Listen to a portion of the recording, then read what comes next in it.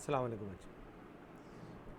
बच्चों, ये बॉटनी के मॉडल पेपर में क्वेश्चन नंबर 14 आपसे पूछा गया है, why osmotic adjustment is beneficial for plants. ये चैप्टर नंबर 10 से ये सवाल आपसे पूछा गया है। जो आपकी बुक में चैप्टर 10 है वहाँ से ये सवाल आया है। पहले तो थोड़ा सा समझिएगा ऑस्मोटिक एडजस्टमेंट के मायने क्या हैं। देखिए, ऑस्मोटिक एडजस्टमेंट का गहरा ताल्लुक़ है वाटर और वाटर में जो सॉल्यूट्स होते हैं उनके अंदर उनका एक कंपोजिशन होती है, उनका एक अपना रेशो होता है हर लिविंग सेल में या हर लिविंग बॉडी के अंदर। वाटर का मतलब है सॉल्वेंट और जो चीज़ डिज़ोल्व होती है वो होती है सॉल्यूट। तो सॉल्वेंट और सॉल्यूट की हर लिविंग बॉडी में, हर लिविंग सेल में एक कंपोजिशन होती है जो नॉर्मल कंपोजिशन कहलाती है। तो वो नॉर्मल कंपोजिशन हमेशा मेंटेन रखी जाती है। तो जिस तरह से जानवरों में भी ऑस्मोटिक एडजस्टमेंट का मतलब ये लिया जाएगा कि लिविंग बॉडी के अंदर वाटर और जो सॉल्यूट हैं उनका नॉर्मल रेशो कैसे मेंटेन हो रहा है, बिल्कुल उसी तरह से प्लांट्स के अंदर भी ये ऑस्मोटिक एडजस्टमेंट का अमल जो है वो बहुत इम्पॉर्टेंट है। तो यहाँ ये पूछा गया है कि ये ऑस्मोटिक एडजस्टमेंट पौधे के लिए किस लिहाज से जो है वो बेनिफिशियल है, फ़ायदेमंद है। तो ये इसका आंसर आपको दिखाई दे रहा है, लिखा हुआ है कि osmotic adjustment plays an important role in plant resistance to high salt. अगर पौधा किसी ऐसे माहौल में ग्रो कर रहा है जहाँ पर सॉल्ट की कंसंट्रेशन बहुत ज़्यादा है, उस ज़मीन में जहाँ पौधा उगा हुआ है वहाँ अगर सॉल्ट की कंसंट्रेशन ज़्यादा है तो वो पौधे के लिए एडवर्स होगी। ठीक है, तो ऑस्मोटिक एडजस्टमेंट पौधे को हाई सॉल्ट की मौजूदगी में सरवाइव करने में हेल्प करता है। दूसरी चीज़, ड्रॉथ स्ट्रेस कंडीशन, ड्रॉथ कहते हैं डेफिशिएंसी ऑफ वाटर को। तो पौधे को पानी की जो कमी है या जो वाटर डेफिशिएंसी के जो एडवर्स इफ़ेक्ट होते हैं, डिहाइड्रेशन वाले जो मामलात होते हैं, तो ऑस्मोटिक एडजस्टमेंट पौधे को ये डिहाइड्रेशन वाले मामलात से भी सिक्योर रखता है, प्रोटेक्ट करता है। Specially when causing severe osmotic stress, मतलब ये ख़ास तौर पर उस वक्त होता है जब पौधे में बहुत ज़्यादा सीवियर ऑस्मोटिक स्ट्रेस हो, यानी पानी बिल्कुल अवेलेबल ना हो।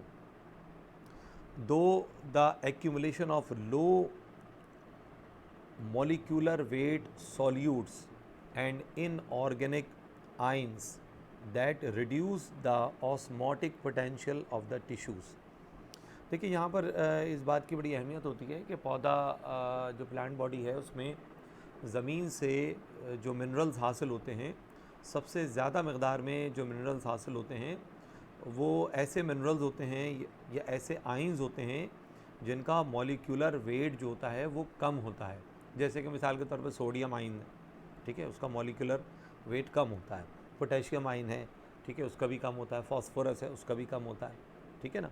तो ये जो मैंने जिन आइंस के नाम लिए हैं, ठीक है, ये सबसे ज़्यादा मिट्टी में इनकी कंसंट्रेशन भी ज़्यादा होती है और ये पौधे में इनकी डिमांड भी ज़्यादा होती है। इनको मैक्रो एलिमेंट्स कहा जाता है या ये मैक्रो न्यूट्रिएंट्स कहलाते हैं प्लांट बॉडी के रेफरेंस से। कुछ ऐसे मिनरल्स भी होते हैं जो पौधे को थोड़ी मकदार में रिक्वायर्ड है, जैसे आयरन, ठीक है, या कैल्शियम। ये पौधे को मिट्टी से चाहिए होता है, रिक्वायर्ड होता है, लेकिन उसकी थोड़ी सी मकदार काफ़ी है, तो ये माइक्रो न्यूट्रिएंट्स कहलाएंगे। आयरन और कैल्शियम माइक्रो न्यूट्रिएंट है, ठीक है, जबकि सोडियम नाइट्रोजन पोटेशियम फॉस्फोरस ये मैक्रो न्यूट्रिएंट्स कहलाते हैं। इनकी पौधे को ज़्यादा नीड होती है, ख़ास तौर पर नाइट्रोजन की, फॉस्फोरस की और पोटेशियम की। ठीक है जी। तो ये अगर ज़्यादा मकदार में, अच्छा ज़रूरत तो होती है, मिट्टी में होते भी ये ज़्यादा हैं, लेकिन अगर बहुत ज़्यादा मिट्टी में जमा हो जाएं तो वो भी पौधे के लिए नुकसानदेह होता है। क्योंकि अगर ये ज़्यादा मकदार में मिट्टी में जमा होते हैं ये सारे मिनरल्स, तो जब मिट्टी में पानी आता है तो उस पानी की वजह से जो सॉल्यूशन बनेगा ना, मिनरल्स और पानी मिलकर जो सॉल्यूशन बनाएंगे वो सॉल्यूशन बहुत कंसनट्रेटेड सॉल्यूशन बन जाता है। और जो कंसनट्रेटेड सॉल्यूशन होता है ना, उसका वाटर पोटेंशियल कम होता है, याद रखिएगा। सॉल्यूशन जितना डाइल्यूट होगा उसका वाटर पोटेंशियल हाई होगा। अच्छा, वाटर पोटेंशियल क्या होता है? वाटर पोटेंशियल जो होता है वो पानी देने की सलाहियत को कहते हैं।